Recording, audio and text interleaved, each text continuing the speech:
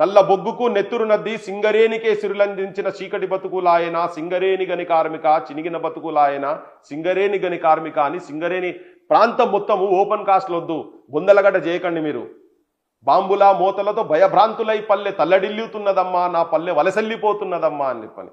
పచ్చని నా పల్లె సీమ దుమ్ము దుప్పటిలో మునిగెనోయమ్మని, శాశ్వత భూకంప పీడిత ప్రాంతంగా నా తెలంగాణ తయారు కాబోతున్నదని చెప్పని ఆంధ్ర పాలకులు ఉన్నప్పుడు పోయి మేము మొత్తం తిరిగిన మా బెల్ట్ అంతా తిరిగితే తెలంగాణ వచ్చిన తర్వాత ఓపెన్ కాస్ట్లు బంద్ అయితే అనుకుంటే ఈ రోజు కూడా ఓపెన్ కాస్ట్లు ఇంకా అట్లనే ఉన్నాయి. మరి ఇవన్నీ బంద్ కావాలన్న ఆశ మాకుండే కదా. అందుకనే కేసీఆర్ను పదే పదే మాట్లాడుతున్నాం, కేసీఆర్ను పదే పదే అంటున్నాం. విధ్వంసం చేసిండు తెలంగాణను, అవినీతి పాలన చేసిండు తెలంగాణను.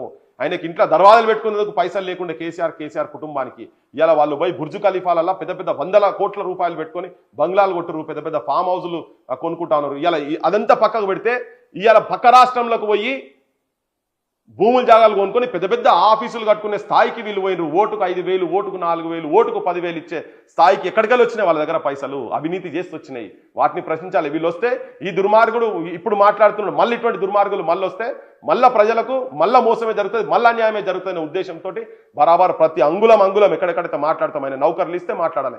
ఇవాళ నిన్నగాక మొన్న నిరుద్యోగులకు సంబంధించినటువంటి అంశం వస్తే మొన్న వీళ్ళందరికీ మేము కోర్టు సపోర్ట్ చేస్తామని చెప్పి ఇక్కడ వీళ్ళు ధర్నాలు, అశోక్ నగర్ లో ధర్నాలు చేస్తే పోయిన జూన్ జూలైలో జరిగినటువంటి మూవ్మెంట్ అయితే